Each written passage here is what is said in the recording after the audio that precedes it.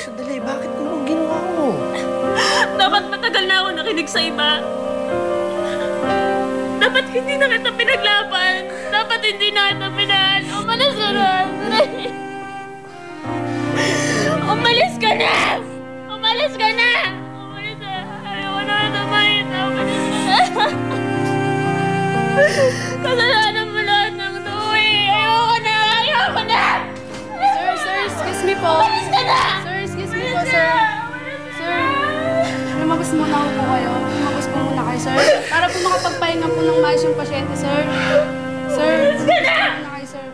Pasensya na po, sir. Lumabas po muna kayo, sir.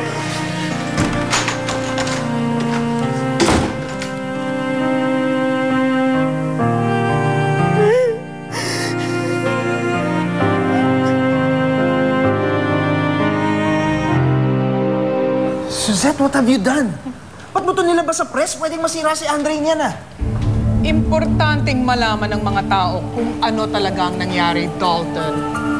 Dahil sa sinabi niya, 2 tao ang namatay. Pero yun na nga yun, hindi nga yan sinabi ni Andre. Sigurado ako dinoktor lang yan. Whatever, like manager, like talent, pareho lang naman kayong takot sa responsibilidad eh.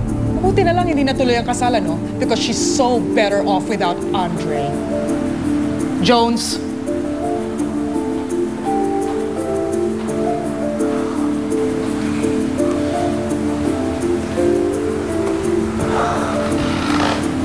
Mr. D, kailangan natin gumawa ng paraan para hindi masira ang career ni Andre. Hindi pwedeng masira si Andre. I have to do something about this. Ang totoo niyan, napikot lang naman talaga ako eh. Wala naman akong planong magpakasal at magkaroon ng pamilya. Pero nandiyan na, magagawa ko kaysa masira ng tuloy yung karir ko. Hindi pinakatawan ako na lang. Isa pa, patay na patay naman sa akin si Mikmik eh. Ang dali-daling palitan yan kung sakali.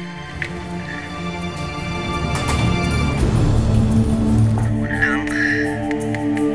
Isa pa, patay na patay naman sa Nakakainis naman pala yan si Andre eh. palitan yan. Kasalanan niya kung bakit na-aksidente si Mikmik. Napikot pala ha.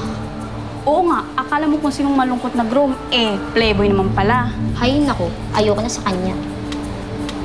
Kayo naman, mapanghusga. Patinig nga ulit.